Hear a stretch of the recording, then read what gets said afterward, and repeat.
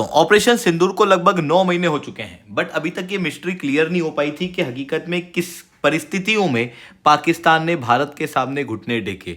Recently Tom Cooper, जो कि America के एक बहुत बड़े एविएशन हिस्टोरियन हैं, इनकी बातें काफ़ी सारे लोग मानते हैं। इवन इनकी जो स्टेटमेंट्स होते हैं वो खुद डिसीजन मेकिंग के अंदर अमेरिका भी यूज़ करता है। रिसेंटली इनका एक इंटरव्यू लिया गया।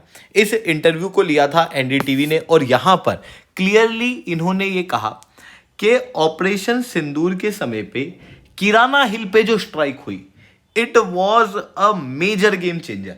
जैसे ही किराना हिल्स के ऊपर स्ट्राइक की इंडिया ने, तो इट वाज लाइक कि इंडिया ने पाकिस्तान को चोक कर दिया, जिसके बाद पाकिस्तान बकायदा भीख मांगने लगा अमेरिका के सामने कि प्लीज आप हमारी सीज फायर करा दीजिए।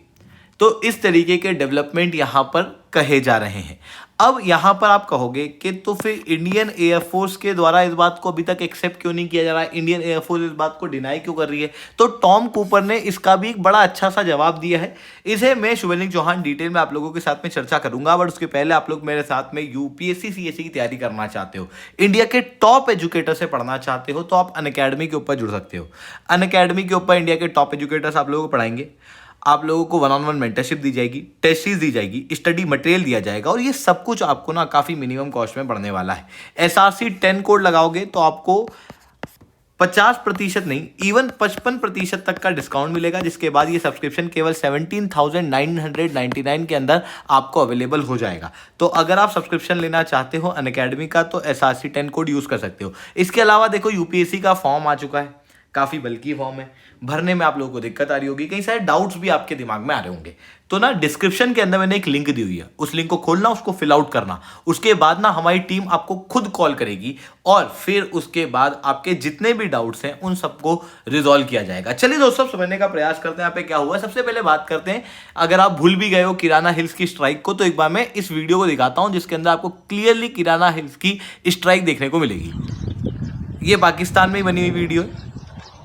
ये मिसाइल गई and it literally strike kirana hills. This is kirana hills in front, and it is clearly not an AI generated image. ये एआई जनरेटेड इमेज लग भी नहीं रही है। तो अब पहले बात कर लेते हैं भाई, ये किराना हिल्स है क्या। तो देखो, जो टॉम कूपर हैं उनके शब्दों में मैं आपको सारी कहानी बता रहा हूँ, ठीक है, कि इन्होंने यहाँ पर क्या कहा। तो देखो, किराना हिल जो है ना, ये सरगोडा एयरबेस के सबसे क्लोजेस्ट जगह है, जो कि पाकिस्तान के लिए हिस्टोरिकली उसके न्यूक्लियर प्रोग्राम से लिंक रही है। 1980 के अंदर सब क्रिटिकल जो न्यूक्लियर टेस्ट परफॉर्म किए गए थे, वो भी पाकिस्तान ने इसी रीजन के अंदर किए थे। अब क्या होता है ना, इंडिया और पाकिस्तान के बीच में सिविल न्यूक्लियर डील साइन है, जिसके अंदर हर साल हम लोग हमारे न्यूक्लियर वेपन की इंफॉर्मेशन लोकेशन एक दूसरे से शेयर करते हैं, ताकि छोटे मोटे कॉन्फ्लिक्ट के अंदर इन न्यूक्लियर साइट्स के ऊपर अटैक ना किया जाए। पाकिस्तान हर न्यूक्लियर साइट्स की जानकारी देता है, पर कभी भी भारत को किराना हिल्स की जानकारी नहीं देता। मतलब ये बात साफ है कि पाकिस्तान यहाँ पर कुछ ना कुछ छिपाता है कि भाई किराना हिल्स के अंदर इसका कहना है कि कुछ भी नहीं है, बट हिस्टोरिकली हम लोगों ने देखा है कि यहाँ पर पाकिस्तान ने अपने क्रिटिकल न्यूक्लियर टेस्ट भी किए हुए हैं। और अगर मैं टॉम कूपर के शब्दों में कहूँ तो उन्होंने कहा कि 40 हार्डन शेल्टर लगाए हुए हैं, 50 अंडरग्राउंड एंट्रेंसेज हैं, 3 अमुनिशन डिपो के कॉम्प्लेक्सेस हैं, 2 मेंटेनेंस फैसिलिटी है। क्या लगता है ये सब किसी डिज्नीलैंड को प्रोटेक्ट करने के लिए होती क्या? अगर ये सारी चीजें किसी जगह पे तैनात है, इसका मतलब तो क्लियर है ना कि वहां पर न्यूक्लियर बॉम्ब भी हो सकता है। और एक ऐसी जगह जो पाकिस्तान के अंदर हिस्टोरिकली न्यूक्लियर साइट्स के रूप में देखी जा रही थी, वो तो ऑब्वियसली न्यूक्लियर साइट ही होगी। इवन F-16 इसके पास में डिप्लॉय किए गए। अब F-16, ये पूरी दुनिया जानती है कि पाकिस्तान के पास में जो F-16 है वो ड्यूअल कैपेबिलिटी रखता है, वो न्यूक्लियर बॉम्ब को फोड़ने की भी क्षमता रखता है। और उसे इस किराना हिल की क्लोज प्रॉक्सिमिटी में क्यों रखा जाएगा? क्योंकि पाकिस्तान को पता है कि किसी भी खतरनाक सिचुएशन के अंदर हो सकता है कि उन्हें इंडिया के ऊपर न्यूक्लियर बॉम्ब से अटैक करना पड़े। इसी कारण से F-16 को भी इन्होंने वहां पर रखा था। अब उसके बाद क्या हुआ कि जो ऑपरेशन सिंदूर हुआ ना, उस समय पे पाकिस्तान ने भारत के ऊपर कई सारी मिसाइल, ड्रोन्स वगैरह दागे। हालांकि भारत ने हर एक पाकिस्तानी प्रयास को नस्ते नाबूद कर दिया। वहीं दूसरी तरफ जब भारत ने पाकिस्तान के ऊपर अटैक किया तो पाकिस्तान का बहुत बड़ा नुकसान हुआ। जो हम सब लोग जानते हैं, जिसको यहां पर टॉम कूपर के द्वारा कहा गया कि it was complete failure of Pakistan. और फिर उसके बाद पाकिस्तान डेस्परेट हो चुका था और पाकिस्तान ने शाहीन बैलिस्टिक मिसाइल जो है वो इंडिया के ऊपर लॉन्च की। आप क्लियरली यहां पर देख सकते हो, ये 19 मई की खबर है India.com की, जहां पर और इवन कई सारे और न्यूज़पेपर ने भी इसको कवर किया था। ये क्लियर प्रूफ है कि उस समय पे शाहीन बैलिस्टिक मिसाइल जो है वो लॉन्च की गई थी और इसके इमेजेस, इसके फोटोज भी हम लोगों ने देखे थे, जिसको इंडिया ने प्रॉपरली इंटरसेप्ट भी कर लिया था। मतलब इसका भी कोई असर इंडिया के ऊपर हुआ नहीं। बट ये जो बैलिस्टिक मिसाइल का लॉन्च पाकिस्तान के द्वारा किया गया, तो उसके बाद में भारत को भी एक स्ट्रॉन्ग जवाब पाकिस्तान को देना था।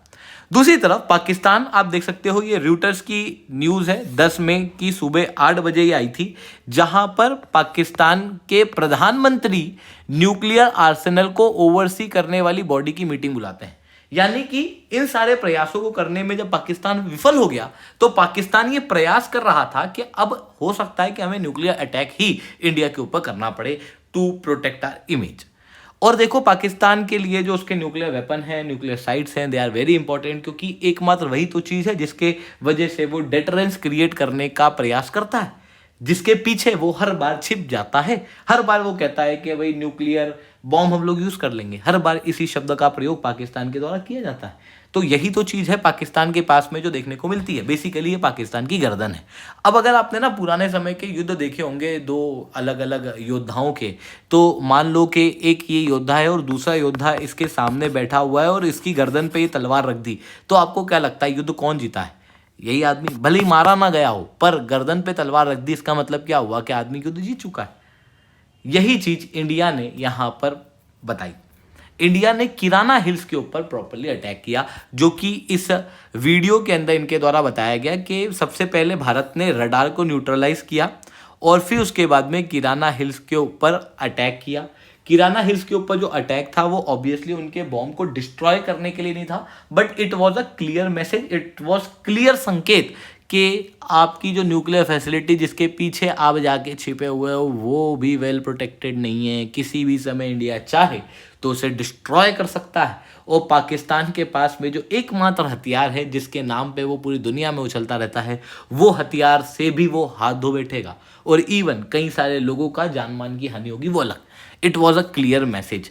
अब इसके प्रूफ क्या क्या दिए गए, ये सारी बातें तो ठीक हैं, बट इसके प्रूफ क्या क्या दिए गए, तो सबसे पहले तो उन्होंने कहा कि देखो विजुअल एविडेंस साफ रूप से देखने को मिल रहा है, और वो मैंने आपको बताया भी सही, जो आपको मैंने वीडियो बताई, it was clear visual evidence के पाकिस्तान की किराना हिल के ऊपर एक मिसाइल जाके स्ट्रक की।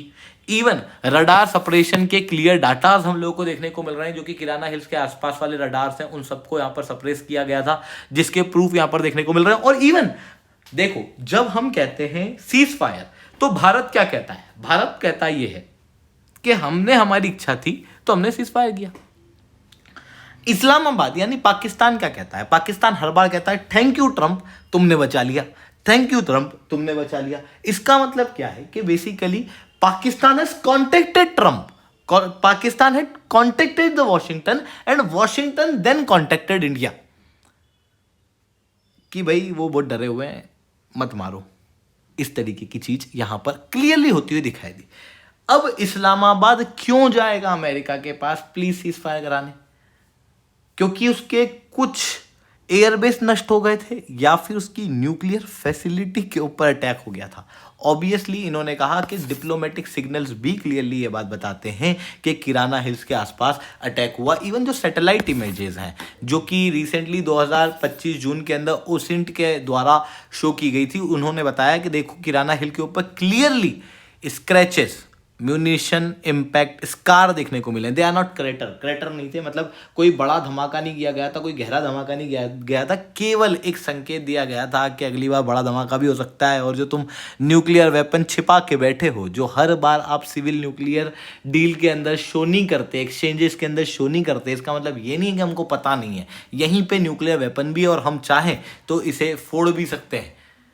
और इसे फोड़ने के लिए, ये जो अटैक है इसको करने के लिए Sukhoi, BrahMos, Jaguar, Rampage, Rafale, SCALP, इनका प्रयोग किया गया था। ये बात इनके द्वारा, टॉम कूपर के द्वारा यहाँ पर क्लियरली क्लेम की गई। अब आप कहोगे अच्छा टॉम कूपर के द्वारा ये बात क्लेम की गई तो हम क्यों माने? इंडियन एयरफोर्स ने तो क्लियरली डिनाई किया है। या फिर अगर इतने स्ट्रॉन्ग एविडेंस हैं तो फिर इंडियन एयरफोर्स इस बात को डिनाई क्यों कर रही हैं कि किराना हिल्स के ऊपर इंडिया के द्वारा अटैक किया गया था। तो बेसिकली इन्होंने अपने इसके अंदर ये कहा कि यार अगर इंडियन एयरफोर्स इस बात को डिनाई कर रही है तो it is like a sun east से उगता है, आप उस बात को डिनाई कर रहे हो। ये बात तो काफ़ी क्लियर है कि किराना हिल के ऊपर अटैक हुआ है। बट यहाँ पर 3 मेजर रीज़न हो सकते हैं जिनके कारण से यहाँ पर क्लियरली इंडियन एयरफोर्स डिनाई कर रही है। सबसे पहला कारण है कि हम एम्बिग्यूटी रखना चाहते हैं, स्ट्रेटेजिक एम्बिग्यूटी, यानी कि हमने दुश्मन के ऊपर अटैक किया, उनकी न्यूक्लियर साइट्स के ऊपर अटैक करने की क्षमता हम लोग रखते हैं, ये बात पूरा विश्व जानता है, बट फिर भी हम उसको सरप्राइज रखना चाहते हैं। कल को अगर किसी और से युद्ध होता है तब हम लोग हमारे इन सरप्राइज पैकेज को खोलेंगे। तो पहली चीज़ तो ये है। दूसरी चीज़ डिप्लोमेटिक सेंसिटिविटी। देखो nuclear weapon diplomatically global level पे काफ़ी ज़्यादा सेंसिटिव है।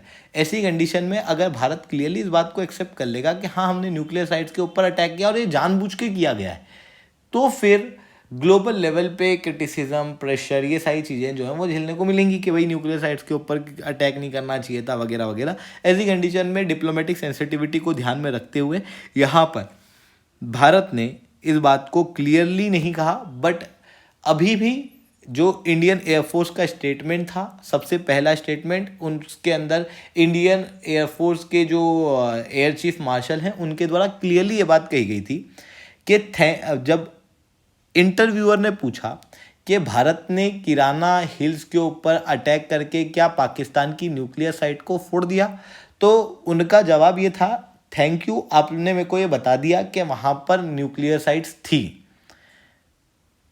ये शब्द क्लियरली दर्शाते हैं कि basically Pakistan civil nuclear deal के अंदर हमको वो साइट दिखाता नहीं है, अच्छा वो आपने बता दिया। तो ये चीज़ यहाँ पर देखने को मिल रही है। आई होप ये सारी बातें आप लोगों को समझ में आई होंगी। लेक्चर अच्छा लगा हो तो लाइक करना, लेक्चर बहुत अच्छा लगा हो तो नीचे SRC10 कमेंट करना। यूपीएससी सीएससी की तैयारी करना है, इंडिया के टॉप एजुकेटर से पढ़ना है तो आप अनअकैडमी के ऊपर जुड़ सकते हो। हमारी क्लासेस जो है वो ऑलरेडी शुरू हो चुकी हैं। अगर आप प्रीलिम्स 2026 की तैयारी करना चाहते हो तो क्रैश कोर्स ऑलरेडी लॉन्च किया जा चुका है, जहाँ पर आपको कंप्रहेंसिव तैयारी जो है वो हमारी टीम के द्वारा कराई जाएगी। ठीक है दोस्तों, आज के लिए that's all from my side. जय हिंद, जय भारत।